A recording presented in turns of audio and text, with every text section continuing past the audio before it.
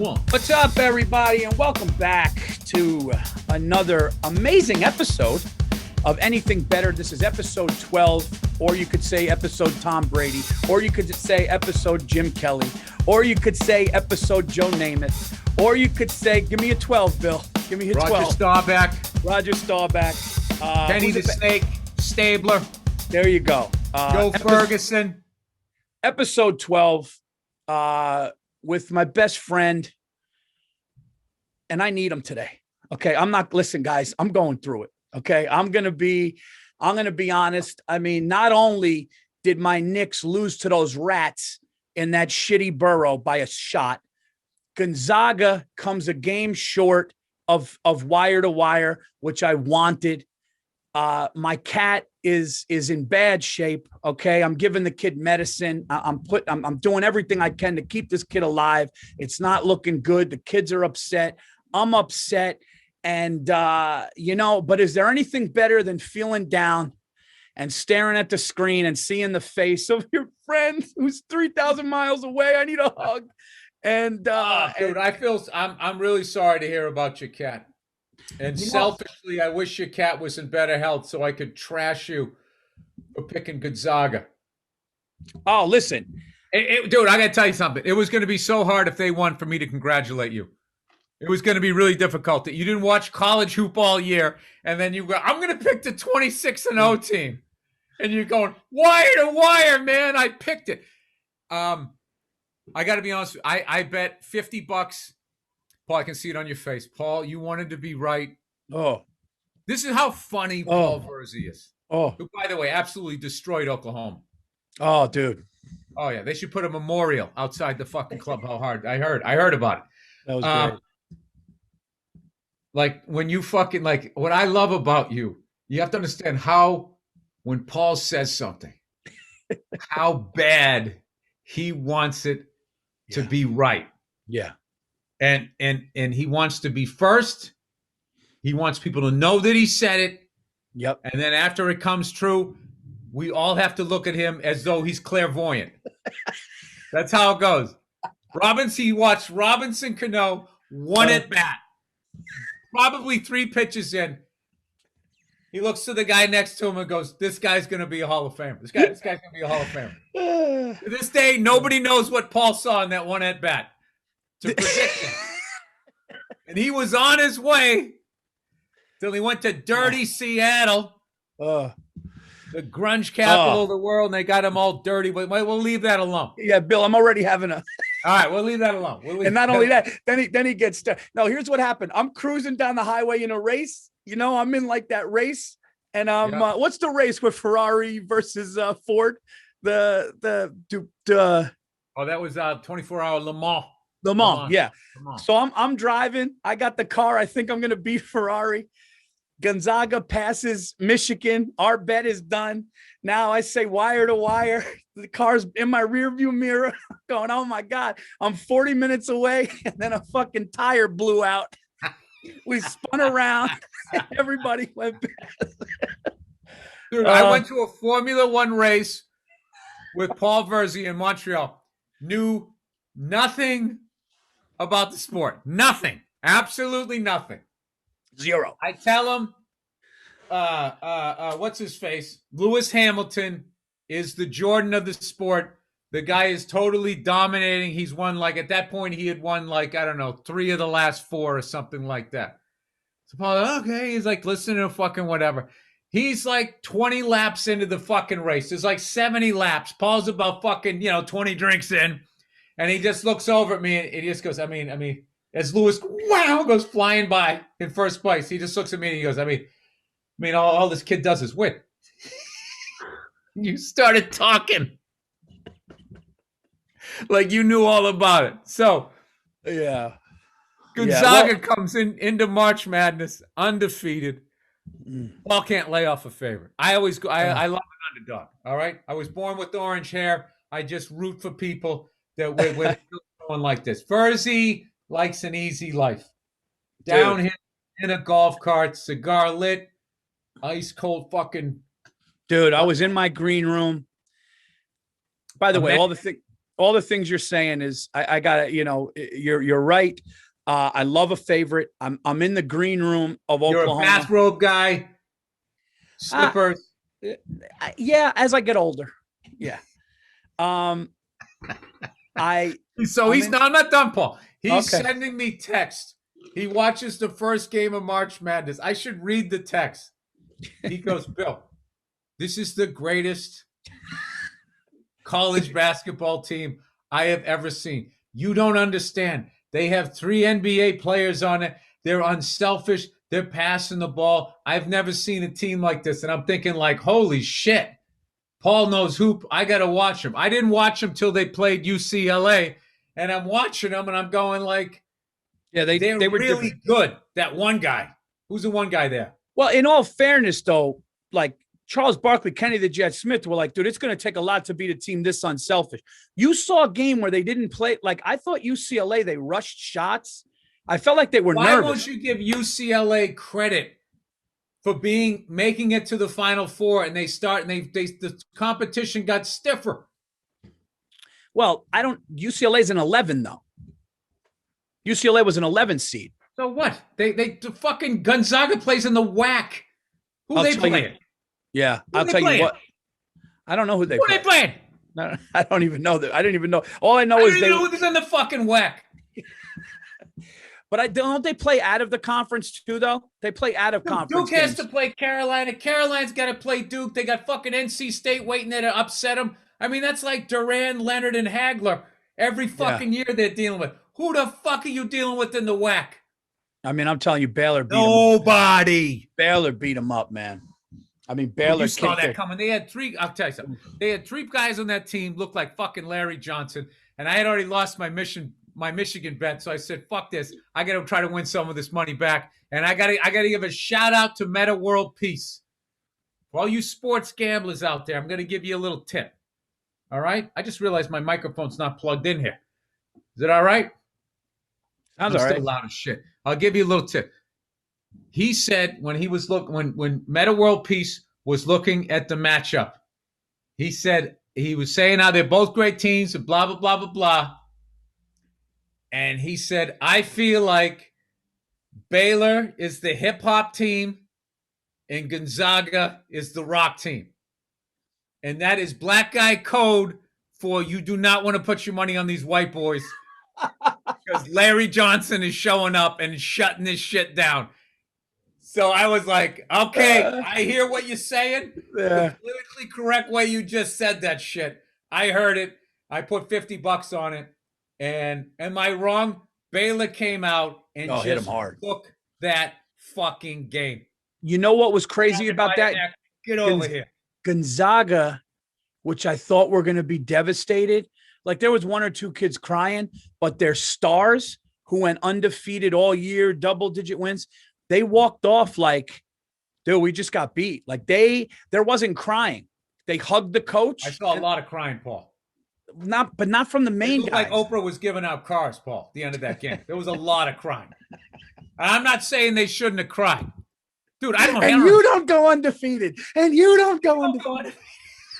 You don't go just crying and shit. He's crying every year in that thing. That's why it's one of the great sporting events out there. And it was a great game. And as much as they were fucking dominating, they really couldn't, Gonzaga came back, made it a 10-point game. But it was just, that was a dominant performance. Dude, I'm not going to lie, Paul. I was dying laughing at your text during the fucking game. Where, Paul, you're like Charlie Brown. You just trying to kick that. You cannot lay off. What do you have for a guy who likes an easy life? Okay, who I've learned so much on how to live, how to put my feet up, and for fuck's sakes, relax a little bit. But I do work hard. I'm a hard worker. I know you are. I know. No, I'm not saying you don't work hard, Paul. Yeah, I'm not a corner. For a guy that likes to cut corners, that's how I took it. No. Hey, Paul, put your chain back in. There's nothing going on here. Just relax. I'm saying. I'm a little emotional. I'm sorry. What do you have against getting points? You start every game 10 miles down the fucking road. You're giving 10 points. Paul Virzi we'll give a team 17 points any day of the fucking week. Any day of the week. Dude, they're a three-headed monster. You cannot shut down this fucking offense. Tell me, I've made so much money off of you, Paul. It's so annoying. What's annoying, this is what really annoys me. What really annoys me is that I beat your prediction with Michigan and you still found a way to take money from me with Baylor. I didn't watch anything all year, dude. I didn't watch anything all year, and I can guarantee you I would not have picked Baylor. I would not, because they're Baylor, and they had never won it before. Yeah. It was a weird year where, like, a lot of the bigger programs like Kentucky, Duke were not factors. And, I watched a couple of Tennessee games for whatever. They had some kid on there that I was really throwing it down. I was enjoying watching him. But, I didn't watch anything. So I just picked Michigan because, back in the day I had my grandparents lived out there, so I just grew up watching Michigan. It was fun. I was in the green room of Oklahoma City between shows. And when the kid hit the game winner at the end of thing, I jumped up off the thing. I slapped the wall. I run around the feature and the host. They were laughing. And then I woke up for the national championship. I texted you. I said, game day. It's title day. We're going to complete wire to wire. We're going to complete this thing. And then I was watching the end of the Knicks lose by a shot. Listen, this is how it started. You'll love this. The end of the Knicks game in Brooklyn, the Knicks lose by a shot and walk off, and there's the hatred there. And, oh, dude, did you see? Against Brooklyn? Against the Nets by one shot. That's why I was late to the national championship. I met a comedian last night who's a Brooklyn Net fan, and I was like, how?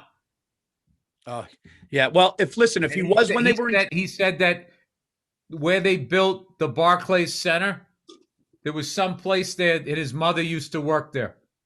And I said, listen. Really? If they built some fucking stadium where my mom used to work, my father drove there. My father drove past a steakhouse there once. Get the fuck out of here. We got to have him on. We got to have him on so he can defend himself. There was a bakery there. What? Anyway, listen. Did you see Julius Randle's son, the Knicks, Julius Randle? His son is like your daughter's age, and he's walking by after the loss because he's at every game, and his dad is his hero, and he's always with him and stuff. He brought him to All-Star Weekend. Yeah, having fun. His son was crying after the Nets beat him by a shot, and they're walking through. And they see a poster of the Nets because they were at the Barclay, and he's just going, I don't like those guys. He was just pointing to them. It was the greatest. But I'm late to the national championship game. I'm late to Gonzaga Baylor because I wanted to see if the Knicks pulled it off at the Barclays Center. That is a true fan, people. Yes. Right there. So I leave the Knicks in devastation. Me and Lucas leave the Knicks because we just lost. Turn on Gonzaga Baylor. It was 9-0. And Lucas just looked at me and I got, it's early. It's early. And then the night just went to shit. Yeah, man. But I woke up talking some shit, man. I thought it was going to happen. And then Bill goes, all right, dude, I got 50 on it. And I'm going to go wire to wire and take 50 off. He already owes me a steak from Michigan. And you just took the steak back. Well, it's just too easy. It was too. I saw how they were. They just looked. I'm like, they're gonna manhandle this fucking team, and I could tell by when they played UCLA. I think I don't know. I just felt like, dude, I'm not trying to take it away, but I mean that last second shot. I mean, he threw it up. Nobody shoots a 70-foot bank shot, whatever the fuck he threw up. Oh no, yeah, of course, no, that's definitely. But, dude, but then you look at like maybe they're a team of destiny, because dude, I'll tell you. They had every undefeated team gets two guys on that fucking team on Gonzaga. I don't know their fucking names, but the kid with the handlebars, Timmy. No. Oh, Suggs. Suggs, and then the other guy begins with an I or something like that. Oh, Kespert, maybe. I forget what his name was, but they just were fucking just daggers. You just give them the ball, they put it up, and it fucking went in. But I'm telling you, I can't take credit for the pick. I was thinking about doing it, and then I saw Meta World Peace. And when he said This is the hip hop team. This is the rock and roll team. I was like, all right, I know what this guy's saying. That was Leslie Nielsen in Naked Gun. Remember Leslie Nielsen in Naked Gun talking about boxing? He goes, oh, all I know about boxing. He goes, always bet on the black guy. Yeah. And the thing about Gonzaga was they weren't necessarily like a fucking white team either. No. It's just you know. Well, you said it was the Larry Johnson factor. You said something though. You go a team of destiny because every undefeated team has that test. Every undefeated. You got the 07 Patriots regular season. I'm talking. Your big test was when, and I don't know how you won the game, but you guys were playing the Ravens that year. And I think it was like week 13.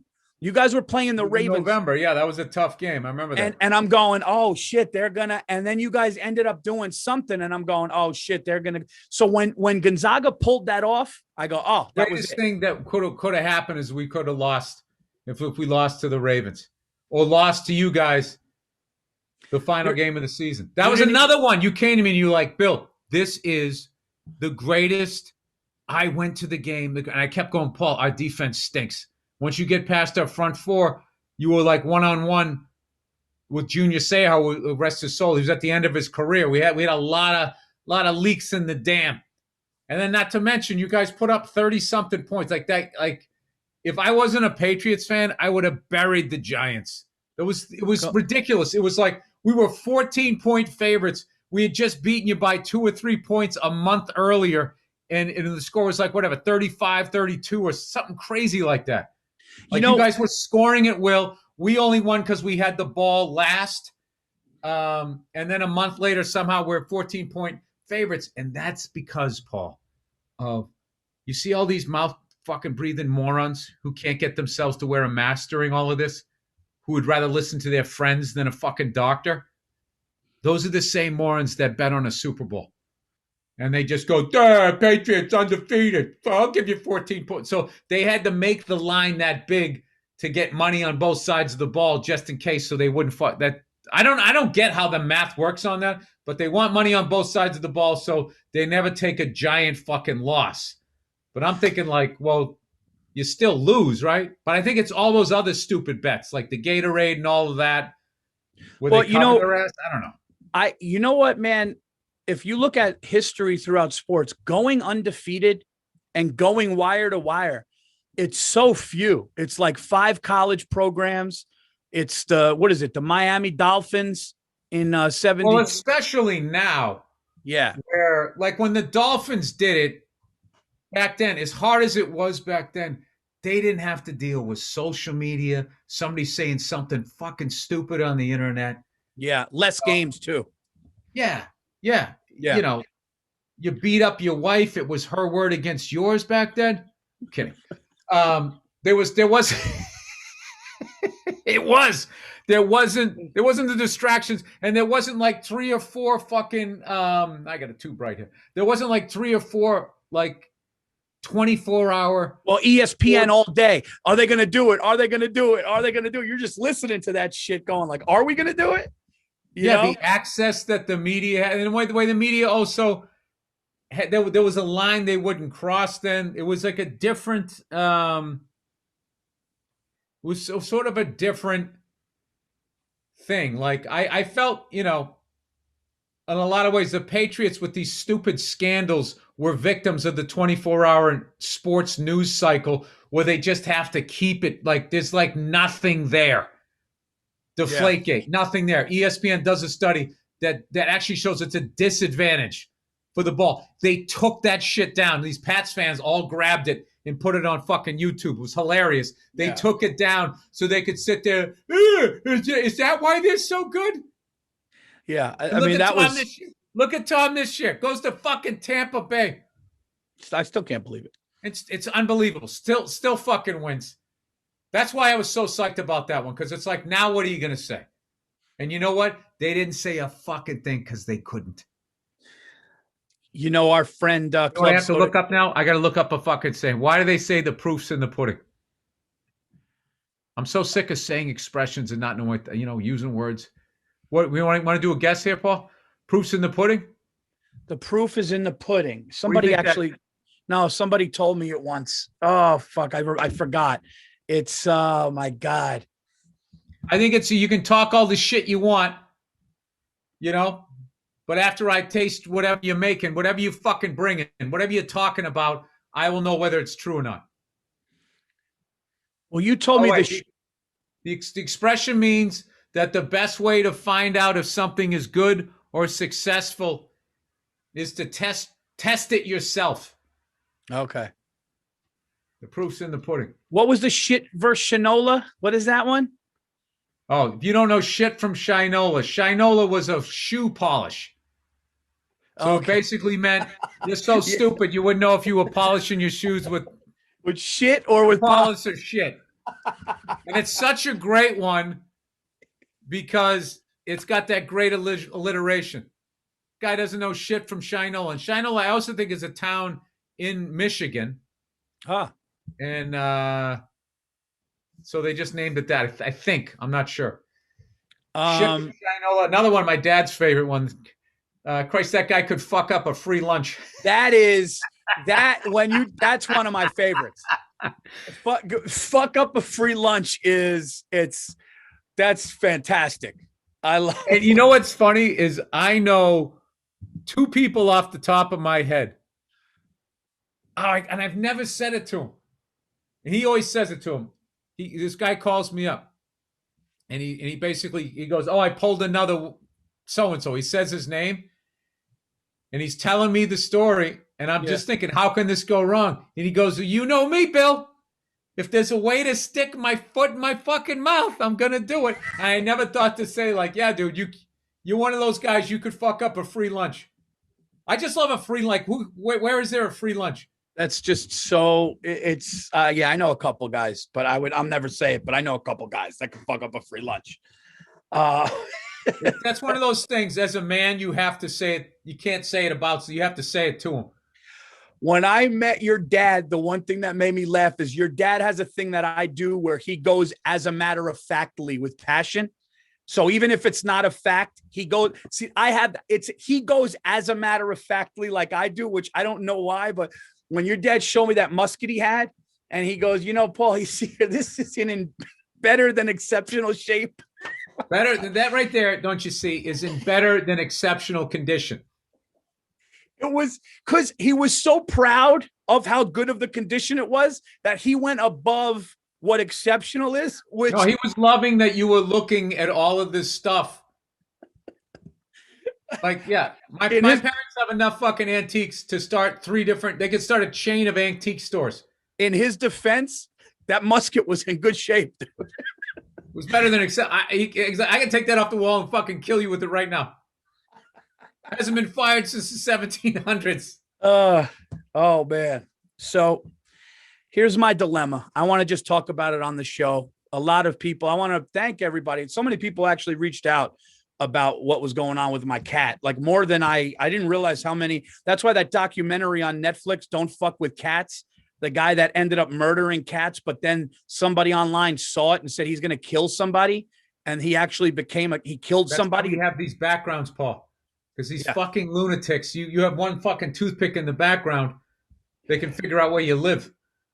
I don't know if I was ripped off or not, and I'm going to find out. But what happened was, last time I was on the phone with you guys, my cat, we dumped about $700-800 on him with tests and everything. And I go to Oklahoma City, I come back, cat's not in good shape. They say, "You want to do x-rays." Come to find out he's not breathing. So, he had fluid here, his chest. No leukemia, white blood cells good. What's going on with him? Why is he miserable? There's fluid here. So I go, "You want to drain the fluid? It's going to cost another fucking $800. We're going to give medicine, but he should bounce back." So I did that. And he's like, with a cat, when it's time, they go on a steroid and they either bounce back or it's a wrap. You throw your hands up. You did everything you could.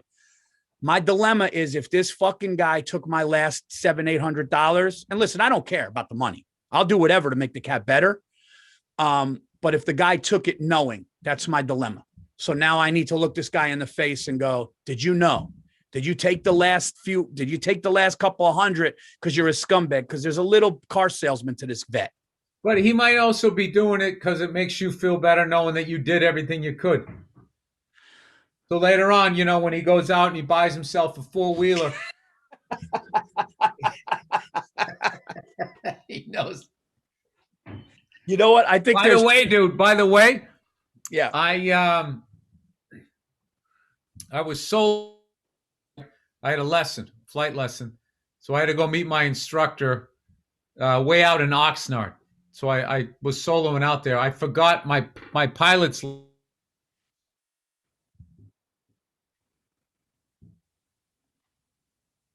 Uh-oh.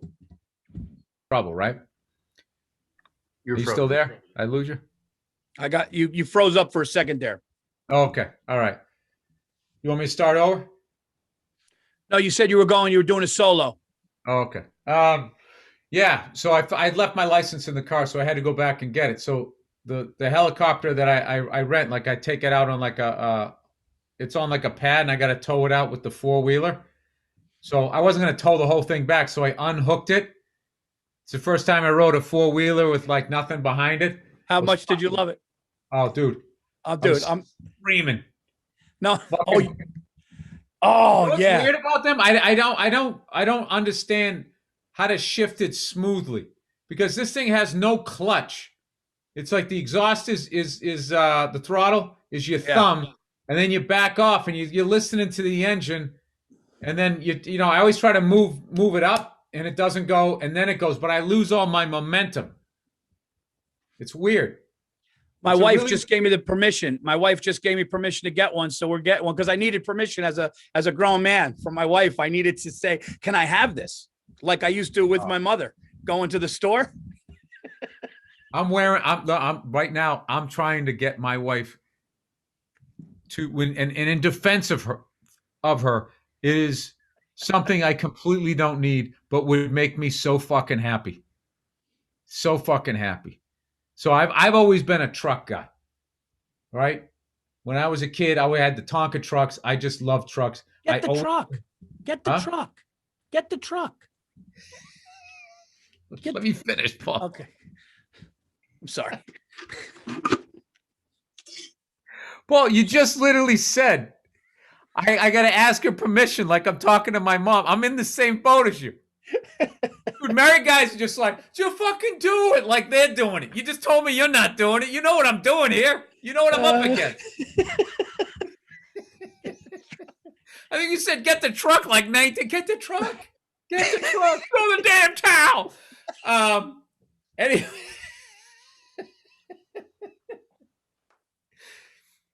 Oh, shit.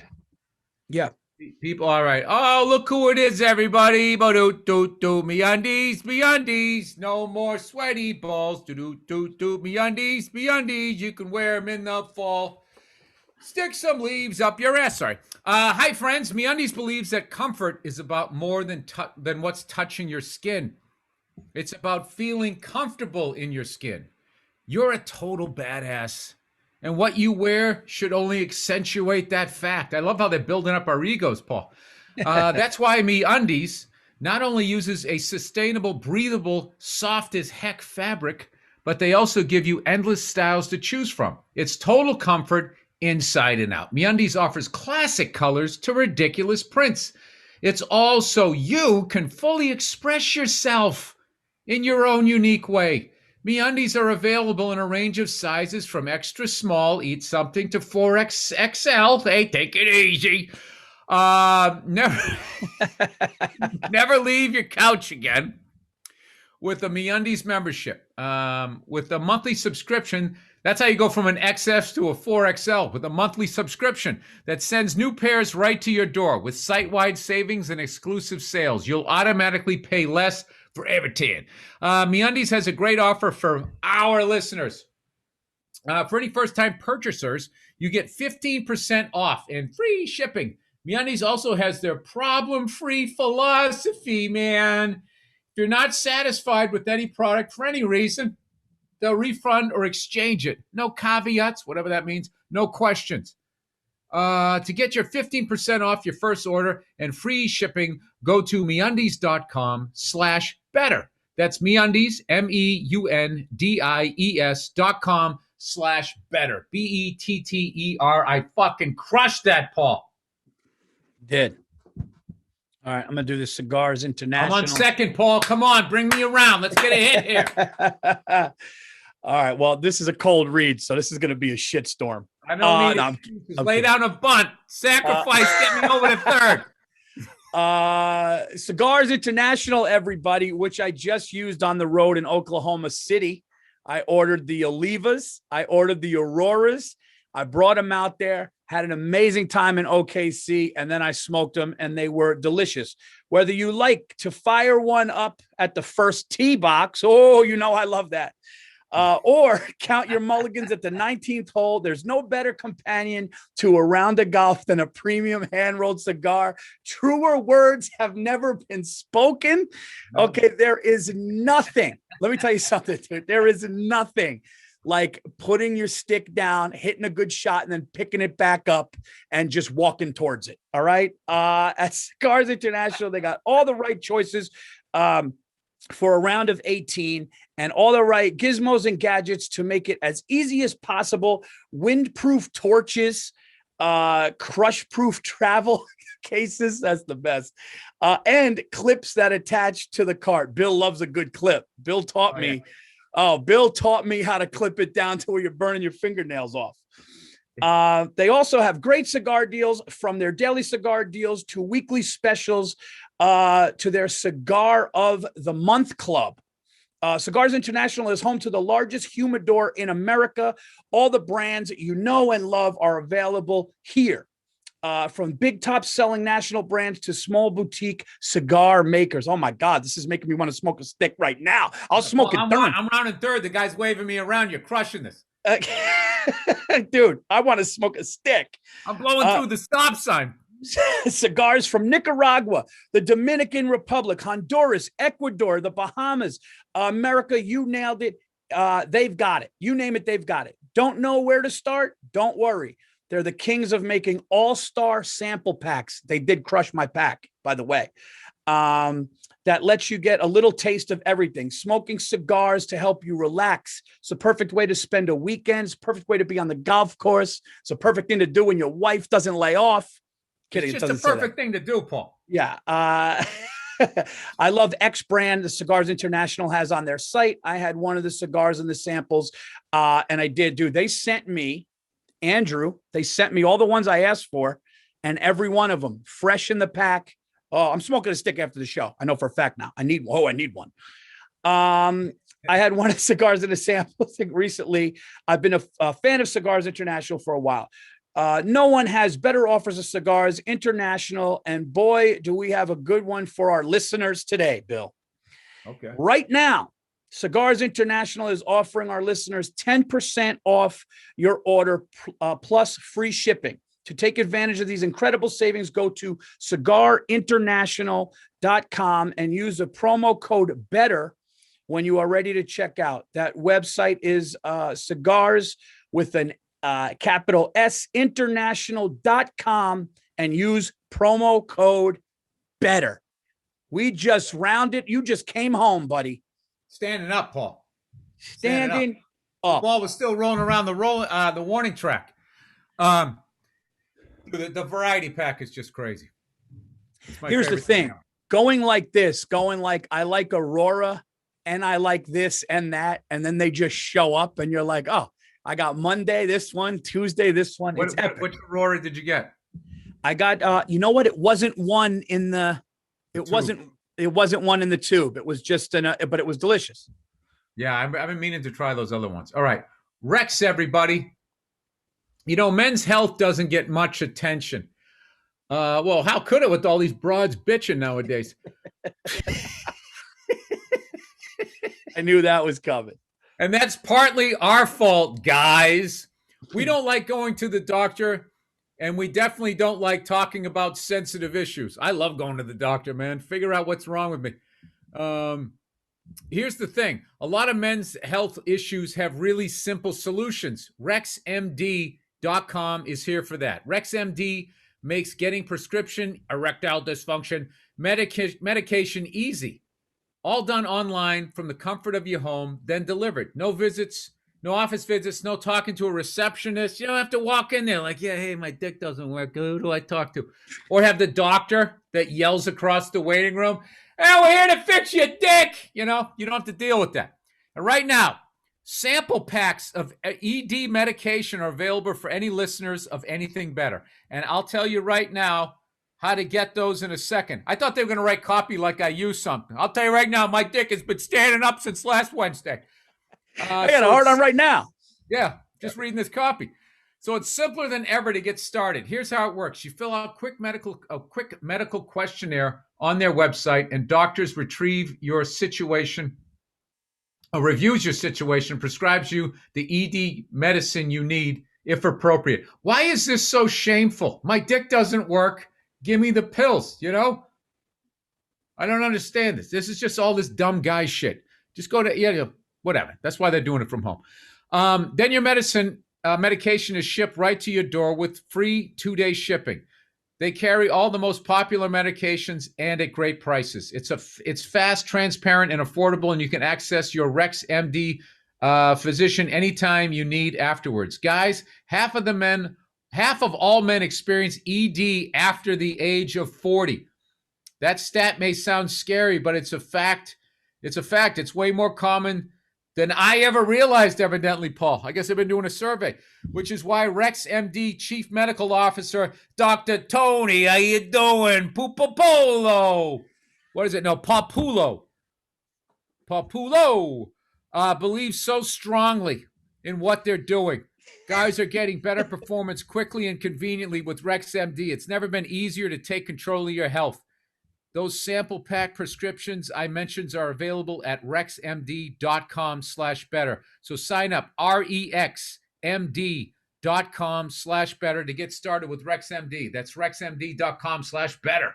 When I was a kid, I've always been a Ford guy, man. I fell in love with the front end on the like the 68 F100 that I have. They're bigger trucks that were the milk trucks. They kept that front end until like 1975. So that was to me, and I used to look at back then, dude, there was so many great guy jobs that you get health insurance and you could have a stay-at-home wife if you wanted to. Like you could be a milkman, the diaper man, the milkman, and you just drove this big badass truck and you dropped off milk and you picked up the empties. You were mentally ready to do that job in 3rd grade. Your feet just couldn't reach the pedals. You want to talk about just no fucking stress. And you're making enough money to have a house with a wife and kids. Everybody had 3-4 kids back then. This is, before inflation or whatever the fuck happened. So I always loved those things. And when in the 80s, I love when the Ford guy, for some reason they call him the bullnose now the front end. And there was a kid at my high school. He had a green Ford F-250, and he used to go 4-wheeling, and he would come in and be covered with mud, and the windshield wipers would be clear, and there'd be dry mud around it in the shape of the fucking windshield. And I just thought it was the baddest fucking, and I had a little 83 Ford Ranger 2-wheel drive, stick shift. Like my truck wanted to grow up and be that. So I've always wanted an F-250. So the other night, I've been sober, so I've been kind of dealing with a lot of shit. So the fog was coming in. I was like, let me just look at some happy shit, get myself in a good mood. So I went on to Ford's website and I built the 2021 Ford F-250 of my dreams.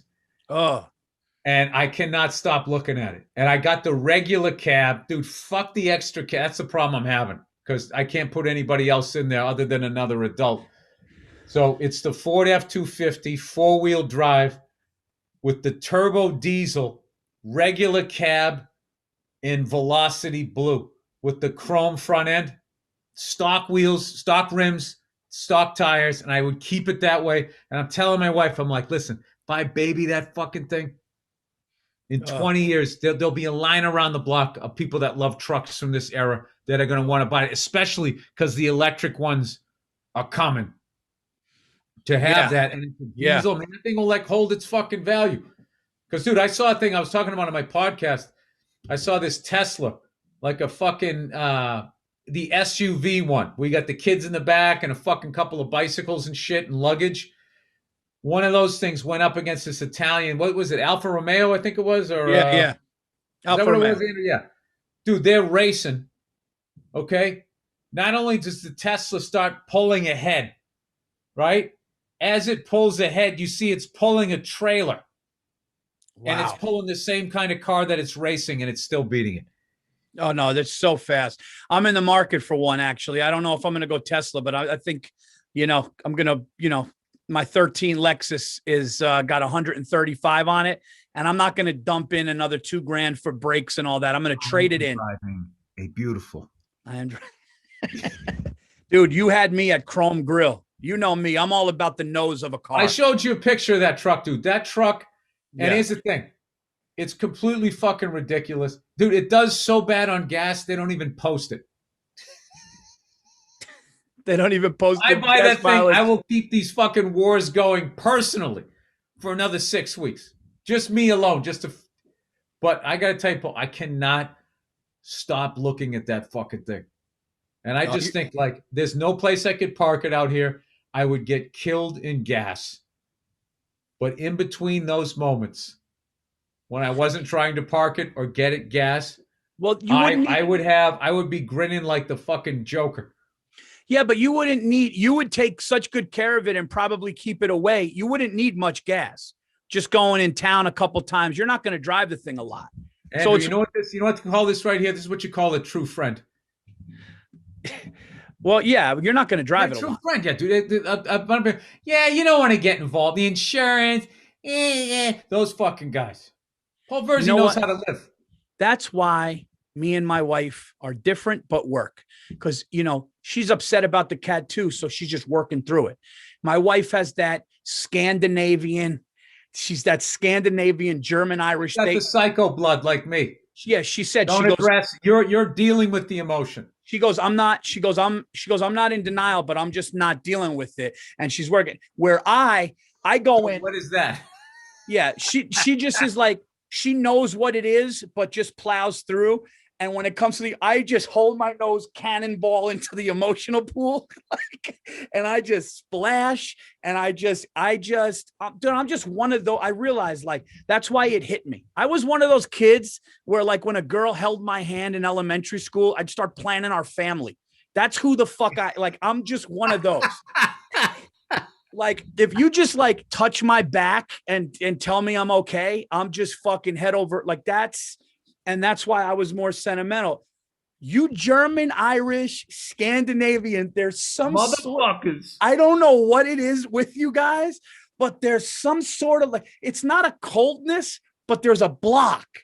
Do you know what I mean? I'll tell you what it is. I can tell you exactly what it is. There's if you could do 23andMe, they could get back to the one asshole dad that started all of this shit in fucking Northern Europe. Yeah. I don't know what happened, if it was the weather and he's wearing a woolly mammoth fucking onesie and he was itchy and just had a bad fucking life. And he was just like, it's going to snow out. Fucking get used to it. Shut the fuck up. It was that where you guys were down near the Mediterranean. Yeah. Oh, yeah. Fucking believe it. When you really look at so many of the inventions in Northern Europe were to destroy people. And a lot of the inventions in Southern Europe is to enjoy life more. That's probably not true if you really looked it up, but I just mean unser Blitzkrieg and all of this shit up there. But fucking down where you guys are, that's why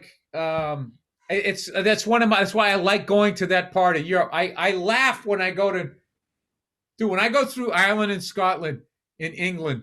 I see so many of my friends and people that I grew up with, just the European version of them. Yeah. And I'm just dying laughing, and the cycle has not been broken. And they're the funniest fucking bastards you're ever going to meet. But they're also, they're burying this pain.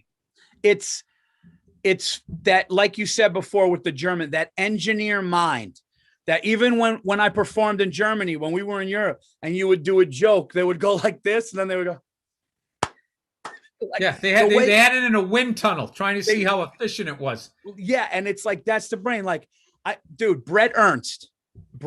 I was in Florida. I performed at the West Palm Improv, and Brett Ernst at 11:30 goes, "Come to my house. Come meet my mother. Come to my house. We're gonna go out." Brett's fucking. I mean, Brett is so. So I go to his house, and I never met his mother before. And he opens the door. He goes, "This is my mother." I swear to God, she just goes, "Oh my God, how you doing, sweetheart? Come here, like hug." You would have thought that I'd known this woman for 35 years. It was a hug. It was, you stay, next time you come, you stay here. I mean, I met this woman 5 seconds. I noticed it with my wife's family. But you know why that is? Because Brett doesn't bring somebody by to meet his mother unless they're okay. That's what it was. You guys have that mob. This guy's all right. He's all right. So he comes in. Oh my God, you're with my son? Yeah. No, my wife's family does this thing where when they greet, it's like, I hope she doesn't hear this. Okay. No, but she does this thing where she goes like, where they go like, "Oh, hey, yeah, what's going on?" And then they'll start talking. And then, "Oh, hey, how are you?" Like my family is like, "Oh my, hi, Andrew," right? Like I'm sure you do. It's like, "How you doing? Get over here. What are you, nuts?" Yeah, you need something to drink. You want to get something to eat? Dude, Yeah. the first time I went to an Italian's house, I got embarrassed. I was just like, they're showing me too much attention. I was just waiting to get slugged or something. Dude, you go to a German guy's house or an Irish guy's house, the first thing you're going to see, his dad's going to be in his underwear, and you're going to see his back reaching for a mug or something. Hey, it's my friend Paul. You just see him like, oh, yeah. Yeah. It's like, yeah, man, there's like this lack of, you know, What are you knuckleheads getting into today? That's like that. Dude, I used to caddy for an all Jewish golf course with some bad athletes. Listen, so I used to caddy for an all Jewish golf course. That's funny. I did too. Oh, did you really? So I did. So I remember this guy Julian. He was terrible. The guy I was playing with was good. Yeah. Dude, Julian was terrible, and he used to do the dress like you're in the Three Stooges with the fucking thing. Yeah. And I remember my brother was caddying for him, and he had the worst day because this fucking guy, he was nothing but in the drink. He's in the woods, and I remember, dude, he was fucking going like this. The water is this way, and he goes, whoosh, the fucking thing goes right in the water. He just goes, and he's like, "Oh, Julian, you basket cases, it's going like that." And we were fucking crying. I caddied for this guy, Mr. Palmer. And anytime he would hit it bad, oh, my back, dude. It was one of the funniest things. Then there was this old guy who was senile, so he was swinging at mushrooms and shit, not balls, because he didn't know. He just looked down. But dude, I got to tell you, old Jewish men, they kind of have that, not coldness that the German Irish have, but like we were talking about. That was when me and you kind of first met, and I was afraid to fly. And the older Jewish guys, they would talk, and he would go, "Oh, you getting into comedy, huh?" And I go, "Yeah, man, I'm just starting out, dude. And he's like, "How's it going?" I was like, "It's rough." He goes, "Oh yeah, but when you make it in that, you're rolling in it, right?" And then he goes like this, and then he goes, then he goes like this. I'll never forget. I go, "Yeah, it's like a lot of flying. I don't like to fly." He goes, "Listen, it was just the most Jewish." He goes, "Hey, you got to get on a plane. I mean, you just got to go and you got to get on." He goes, and then like he did it so matter of fact. He goes like, "I mean, what are you gonna do? You're not gonna get on. I mean, you gotta get on. You just gotta get on." And it was just such a. Dude, so old Jewish guys are like one of my best buddies. His dad, and they were super warm. My experience, they were super warm. I remember I went to his college graduation, and it was a Jewish college predominantly, and I'm sitting there, Gentile. I thought I was gonna feel like a fucking, third wheel, like, what's the Jesus guy doing here? Exact opposite. He couldn't have been like, and he was such a fucking cool guy. I actually got a chance to say goodbye before he passed, and I remember he was laying in bed, and he had his eyes closed, and I came in. I was like, "Mr. So and So, it's Bill Burr. Are you awake?" And he just had his eyes closed. He goes, "Bill Burr, big star." Does that thing, right? "What are you doing coming to see me?" And I just start laughing. And all he did was ask me about my life. I just started seeing Nia. And he was just going like, he's like, "Do you like her?" I go, "Yeah." He goes, "That's good." And he's doing on this whole thing. And then he started giving me tips on how to romance Nia. It was fucking hilarious. And he had that Boston accent. He goes, "You gotta charm him."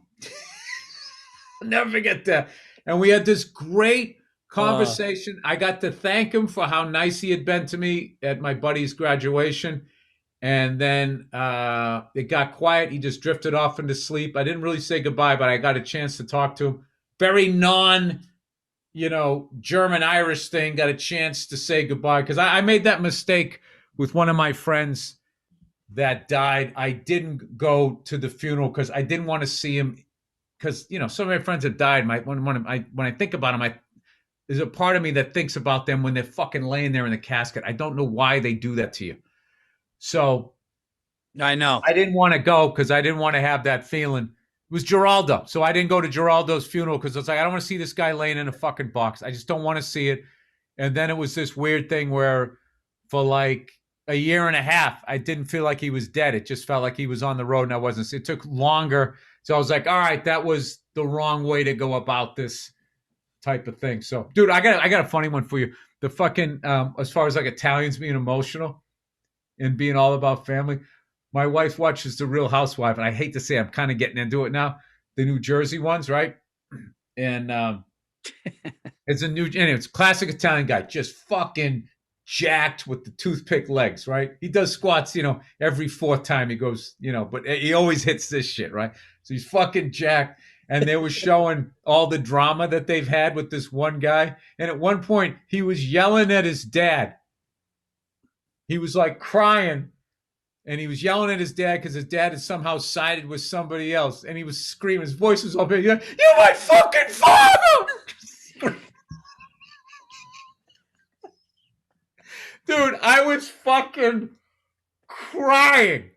And his father's just patiently listening to him, letting him go through the emotions, not giving him shit about the F-bomb. He might have not said fucking, but his voice was like, it sounded like a train whistle.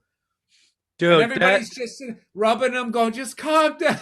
He got it all out of it. And I'm watching going like, that is not what a lot of people where I'm from do. They do that more like, he was letting out like, you broke my heart to do this.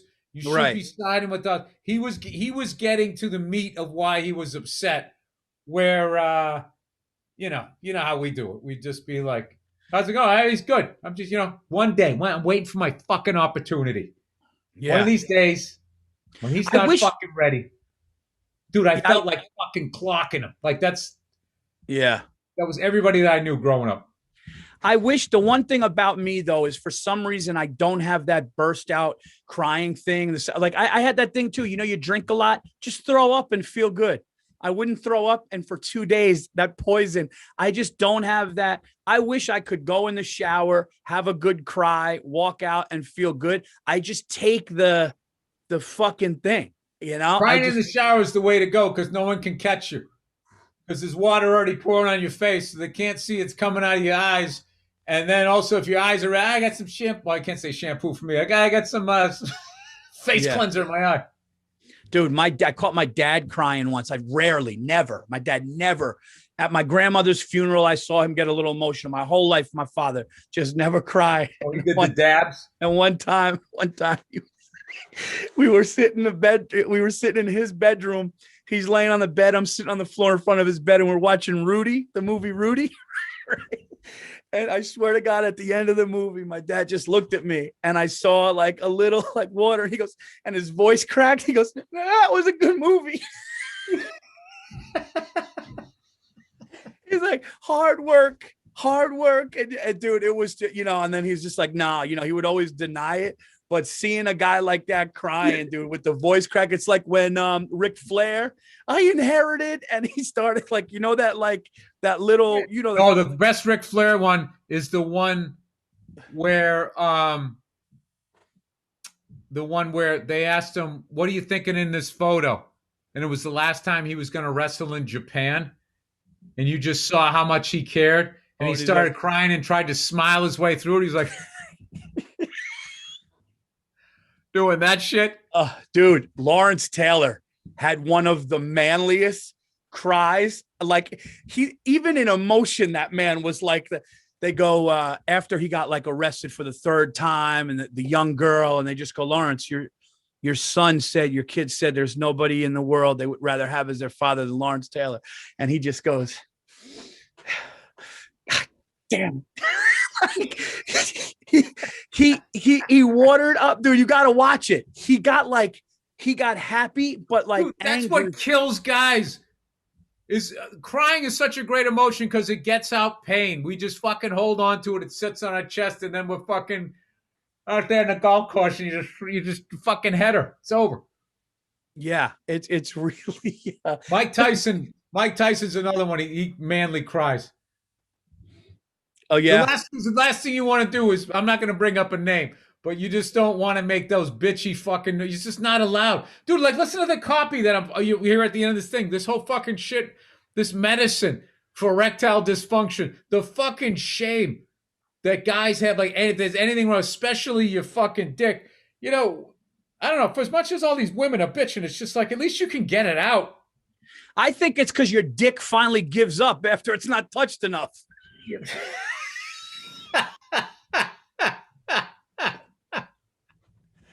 Well, you know, if it was the other way around, they would blame us. Your dick's just throwing a white. You're not paying attention to me enough. I'm all dried up. Your dick just throws its hands up like, all right. That's yeah, use it or lose it, right?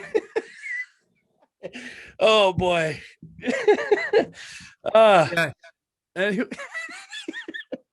No, when you get married is like the guy who left a big band because he thought he could go solo and it doesn't work out. He's back to playing clubs. Man, it's a sad state of affairs. I can't wait for you to get that truck and I get the 4-wheeler and we both take pictures on it like this and post it on this podcast. I'm gonna be sitting there, you're gonna be sitting in your truck. Oh, man. Dude. All I want to do, dude, is just drive that thing down a windy, quiet road with nobody on it. That's all I want to fucking do. Listening to like, was it George Jones, that country fucking music? Is that who it is? Dude, the saddest. It's so sad. It's fucking hilarious. The Grand Tour is one of my favorite fucking songs ever. Dude, I was looking at Cars. Right up. I was looking at Cars last night. Oh, dude, I'll listen to a country in a truck like that. You have to. What is that? George Jones? Is it the Grand Tour? I can't read it. Song titles are just like, as you said, depressing. He stopped loving her today. Why, baby, why? I don't need your rocking chair. She thinks I still care. I don't need your Choices. 2-story house. The shit he did with like, was it Loretta Lynn, that Golden Ring? If drinking don't kill me. Yeah, dude, let's go to dinner. It's always just an easy, but no, Bill, last night I was looking at Cars. From what I'm reading and all the research that I've been doing, it looks like they say 5 to 7 years of like electric kind of being because I saw what Lexus is going to do electric, but dude, look at the Hyundai. Pull this up right now because I have to get this car. Hyundai Prophecy. There's not a steering wheel. You sit there and both sides have joysticks and it is fucking black and sleek. And the back of it looks like a Porsche. You got to see this fucking thing. You got to pull this up. What I want to know is how is Porsche? Look at that thing. Look at that. Jesus Christ. Look at that. That's dude. That's sick. Dude, Hyundai. Question. How the fuck are Porsche and them still going to be the fastest thing out in the road? Like, how are they going to offer? No steering wheel. There's a joystick in the middle. Dude. Paul, you know how to drive a joystick, though? Can you show him the back of it, Andrew? Yeah, but my thing is, how is Porsche with the gas combustion engine? They've been light years ahead. Yeah, dude, that's fucking sick. Dude. These are also prototype cars, and they always make them look sick, and then the thing comes out, and it looks like a fucking toaster. Well, I hope so. They said 2022, but no, the Porsche has a new one now. Porsche has the Taycan. I know, but I'm saying, how are they Like, dude, my wife's Tesla, she got the dual engines, the dual motors. Like, I don't think I'd want to go faster than that. What if I'm stuck in Virginia? This is a question with the range of miles, though. If you're driving to Virginia or you have something like that, where are you? You gotta find the Tesla charging. Because here it's at a mall that we have, but you got to have the charging things from your house. You could be fucked. That's what scares me about it. It's like, can you put gas in it in case? No, it's electric, Paul. That's what the hybrid gives you. That's the thing. The hybrid was the oil company's fucking last gasp at this bullshit. Yeah. You know what's funny, dude, is this is our way out of the fucking Middle East because they're going to go bankrupt because we're not going to need, hopefully, nearly as much oil. We got enough oil here. And then they won't have money to fund terrorism, nor are they going to want to bomb us because they're going to get back to fucking with each other. And then let them solve their own shit, which is what they've been saying. You actually got a lot of emails on that. You said that on the Monday Morning Podcast, and they're saying that a lot of the minerals that are used for these batteries are in these places. So they're saying perhaps it's not just the oil, there's the minerals. Well, how about lithium, this? all that How stuff. about we fucking be okay with we need to buy it off of somebody else? Which I think most Americans are, rather than having the fucking 10 rich cunts at the top have to act like they care about those people and what they really want to do is just take over the land so they can keep it all for themselves. Whatever. This isn't the kind of podcast, Paul. Why can't they go? No, I'm wondering why, because I'm down for the electric. I'm looking at it. It's just, I'm in that in between. Listen, this is the deal, Paul. That is the problem and they will solve it. Okay. Back in the day, Paul, but when cars came out, the fucking guys on horses go, yeah, what if I want to do is cut through the fucking woods and there's no fucking road? Guess what? They built a bunch of roads and they paved them. Yeah. So do you honestly think that you're going to be on a road trip and you have to stop for fucking 2 hours and charge your battery? It's not. I guarantee you they'll do some sort of thing. The same way, Paul, you can charge your phone in the fucking car. They'll figure out a fucking way. They'll have a supercharger. They'll have a fucking solar thing on top. They're going to solve all of that. And I'm going to tell you, it is going to be a new age of the muscle car, and they're going to be faster than fucking anything. Dude, I have to tell you, dude, that fucking car, it's ridiculous. You feel like the front end's going to pop up. It's like motorcycle fast. Oh, dude, I got nauseous in a Tesla. I said to my buddy, I go, dude, can you take the Cherokee? I felt like I was on a roller coaster. Because it just goes. I was getting sick in the passenger seat. That's how fast the thing was. It was nuts. Yeah, well, he doesn't need, you can do that in a gas combustion engine too, which I did with the comic when I was in Australia. I was flying to go see driving like a fucking maniac. Oh shit, I remember at night too, we got back on the road and I was on the wrong side of the road for like a quarter of a mile. And he just goes, fuck, wrong side. And I was like, oh, that's right. Right? Where was I? Oh, shit. I had to get on that side, yeah. You know what I did when I was in the city, when I was driving in like Melbourne, when I was in Australia driving? Because to try to do the math of making like a left turn, a left turn is the sharp one, and then the long one. And I just was trying to remember how to do it because I kept fucking it up. And I just started thinking, I just kept pretending I was going to kill myself. Like, how would I kill myself is the right answer here. Head-on collision. Hey, I made it through. But you know me with directions. How bad am I with directions, dude? I would have flown off the I would have looked. You know what you just had to remember? You just had to remember to keep the other traffic on your side, the same way we are over here, where it's always there. So yeah. I was like, all right, I don't want to sit here thinking about killing myself. I got too much depression for that. So I fucking just was like, all right, just keep the oncoming shit on this side and you'll be good. Yeah. I've never driven in any other country where you're on the other side of the road, and I do not know if that's going to go well with me. I'm like, I'll take an Uber. It's Mr. Magoo, you just go slow. You know what I'd like to do? I'd like to get one of those mopeds in Italy, because they all got those mopeds, but the traffic there is too much. Like those guys. Scooters, those people are fucking lunatics. There's no stopping. People go, you get hit by cars all the time. It's like they're small cars, those little Fiats, but they just go. If you're in Europe, dude, you get like as an American, they drive. It's different. It's really different in Yeah, streets. Italians are real. It's real. It gets real aggressive, but it's you know it's a good sort of aggressive or whatever. I don't mind aggressive driving. I hate stupid driving. If you're aggressive and you got somewhere to go, one of the great things as I gotten older and mellowed out, like I can fucking somebody's riding up on my ass. I'd say now maybe 4 times out of 10 I don't brake check them. I just get over. I was like, all right, this guy's got somewhere to be. I won't do it with my kids in the car, but like if I have no option, I fuck it. I kind of do that. It's like, dude, get the fuck off of me. I just do the quick. My brother Christian, who is very, quiet guy, soft-spoken kid, road rage like you never. I was going to say that's the exact kind of guy you don't want to piss off. He was driving and a dude pissed him off. He's looking at the dude and he starts punching his own roof. And dude, there's knuckle marks. He almost broke his hand. When you look at the top of the car, there's knuckle marks. I go, Christian, man, you gotta talk to somebody.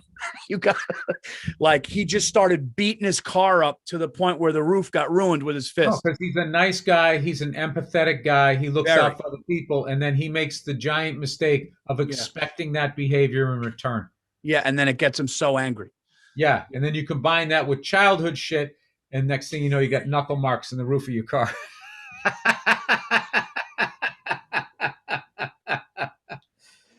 Oh, speaking from experience. So you're going to get the 4-wheel. Now, Paul, are you going to get like one of those, like the big thing of those 4-wheelers, you got to make sure they don't fucking flip over and crush you. No, I'm not a racing guy. But I'm not a race. I'm not going to. Competitive guy, and you're going to ride with other 4-wheelers, and you're going to want to keep up. I'm going to get the utility one, like a 700 or a 650, 700. I'm going to make sure that I have the gate on the nose of it to put the plow and to do work on it. It'll have a toe in the back, and I don't need it to go fast. But I'm going to just get the big fucking thing so you don't tip over. Yeah. No, they have the back rack though. They have so you could just store a bunch of wood on it. Bring the if you're going to put wood, if you're going to tow anything on it. But I'm getting it. I got clearance, so I'm getting it. Paulie's getting a try to get the best suspension you can get. You're probably going to get one that can carry weight or whatever like that. But I was thinking if you're going to go fast, it'd be nice to have something that the center of gravity or whatever is not going to sit. Because didn't the guy from Dave Matthews Band died from complications of?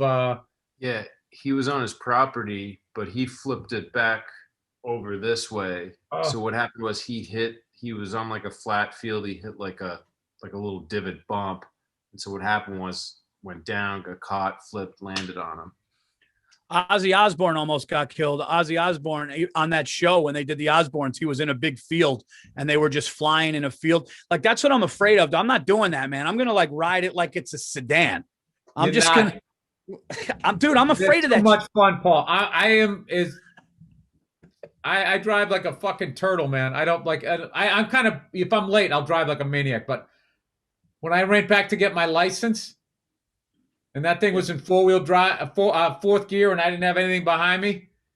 I was like those guys when they took out that kid's Ferrari in Ferris Bueller.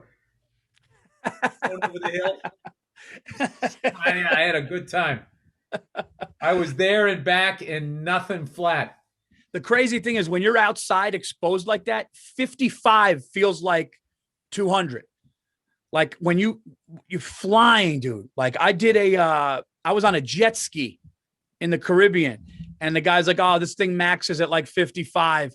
And I was on the thing and I got it to like 52 and I had to slow down. I had to take because I was fucking flying like a rocket. Yeah, dude, this is the thing too. If you fucking fall off at that speed, I mean, the water starts becoming like pavement and you're going to hit that thing and get knocked out. And if you're face down, do they get to you before you drown? If you're knocked out?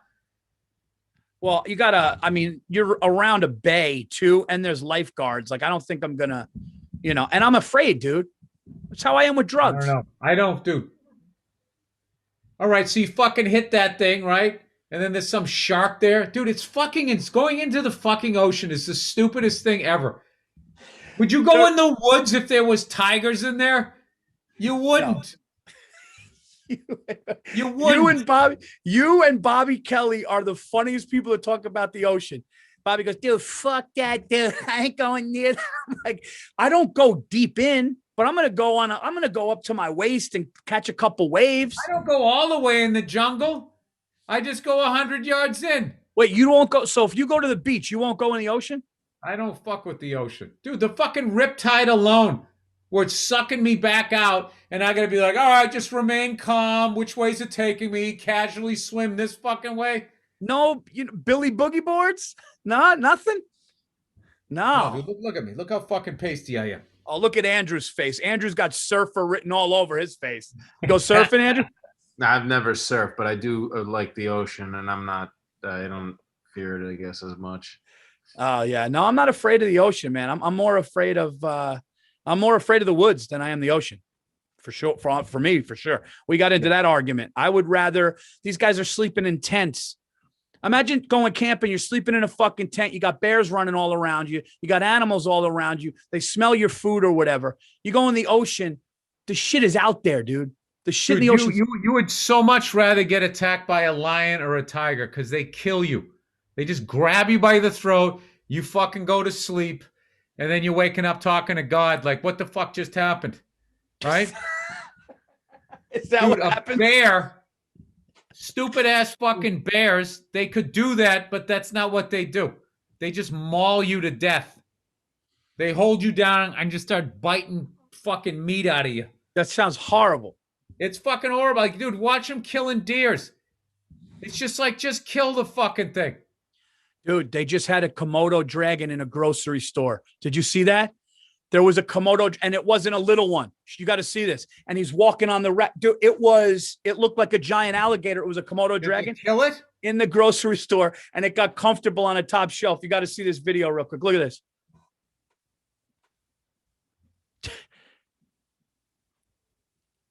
Dude, and they can climb up? Look, yeah, Are dude. you Look. fucking kidding me? And then he spins around and gets comfortable. It's nuts, dude. That is nuts. Oh, he's getting near the lights for the fucking heat. Dude, those things, you ever seen those things eat shit? Dude, that looks like a baby dinosaur. Have you ever seen those things eat stuff? No, yes, I They did. eat it alive. It's just like, dude, there is no God. There is no God. There is no God. They poison you with their venom, and then you run and die, right? And then it eats you alive. Don't die. You collapse, and then they start eating you. Oh, dude. Then you die, and they go for your gut first. So it's nice and painful and slow. Dude, there is no God. I'll say that on stage. If you can watch animals killing each other and watching, like, what human beings do to each other and still believe in God, a God that gives a fuck, whatever it is, dude, it doesn't care. It doesn't. Or it would have done a better job. And it's what's so fucking stupid that you built this shit the way you built it, and then I'm going to die and you're going to judge me? You got questions? You got questions. You got questions. You know something? That's why I think God is a woman. Because she's not going to take responsibility. Because God knows, how was it my fault? Serial killers, pedophiles, mass fucking shooters, Komodo fucking dragons. Yo, I just picture Grizzly Bill. bears. I just picture Bill. Oil men bankers, and you're going to fucking give me shit? You drop me in the middle of all of that. And I'm a white guy. I didn't have to go racism, homophobia, and all this stuff. Not saying there's not gay white guys. I mean, fucking white dudes. Before people get upset, you cunts. I'm just saying, dude, there isn't. Dude. There might be, but it doesn't give a fuck. Bill, you're such a contrarian, and you love to argue that I could see you getting up there with God and be like, you got questions. No. Yeah. He's like, oh my God, listen, no, I want to talk to you. What was that shit about? I get it. I'm going to hell, but can I ask a couple of questions first? I don't need you to tell me I'm not a good person. Oh, God, did you figure that out? Oh, I built the solar system. I figured out Bill Burr's not a good person. Good on you. Oh, dude, I could see you just starting yelling out things like, what about this? I saw a fucking alligator one time. This alligator's grabbed this fucking zebra. They go into the death roll. One of it grabbed it by its snout. It did a death roll, and it just peeled the thing's whole face off. The thing's going, and it's still alive. And I'm supposed to sit there because they try to pull it off with people going like, well, they have freedom of choice to not do this and not do that. Like that's how those things are fucking made. There's a flip side to that, though. I saw a cat, a jaguar, who's the most aquatic cat, jump in, grab a crocodile by its shoulder, rip it out, and then rip the thing in half. It was fucking nuts, dude. Yeah, I'm just saying, Paul. There's a good side to everything. I know that there's the breeze, there's all of this type of shit. Like, you know.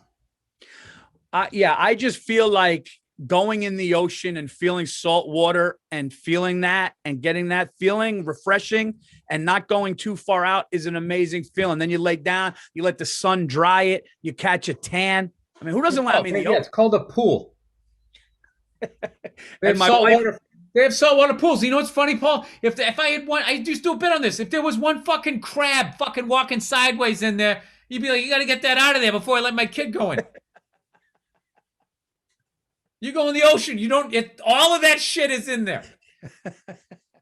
Every shark in the fucking world, other than the ones that are in captivity, that's where they are. Have you had a bad experience in the ocean before, ever, or no? No, I had a. Well, I remember looking back before I knew how to swim. I walked out with my brother out into the water, and we were jumping up like this, trying to get to this thing where these kids were diving off. My mother wasn't paying attention because she had all these kids. And I was thinking, like, all it took was one wave and we both would have drowned. Oh, shit. But I'm just saying, no. What did I see? I saw Jaws. And I know, like, there's guys, like, now they're, like, petting sharks and fucking becoming, like, BFFs with them and stuff. Okay, good on you. And I know there's these people who have tigers as pets and shit. Yeah. You know what I mean? Hey, Paul, everybody dates a stripper at some point, you know? I love that guy. Not going anywhere good. I love that guy that just had a crocodile swim up and he goes, oh, he was standing up to here and the crocodile's head goes and he goes, oh, there's my baby, and like kissed it on the lips and then was like laying on it like it was a floaty going like that, thinking that thing really would care if it was hungry and needed to turn and snap the guy's neck. Dude, reptiles don't give a fuck. No. That's what I don't like about bears. Bears act like reptiles. The way they kill deer and the way they kill moose and fucking maul people, they're like reptiles. Like when you watch a Komodo dragon, like the lack of fucking even giving a shit about the agony it's putting this other animal through. Fucking baboons are the same goddamn fucking way. No, watching a snake or an anaconda just make an animal that's going limp just go down like that, and then they're merciful. They're merciful. So there goes my reptile theory. They kill me before you eat me. Is that asking too much? I don't think that's asking too much. I love that you're argumentative to animals. That's so great. Guys, thank you guys so much for listening. We're going to end there. We're gonna end with a lot of fear from bears and sharks and snakes killing you. This is episode 12, guys. First of all, I want to thank everybody who came out to OKC, man. It was really amazing.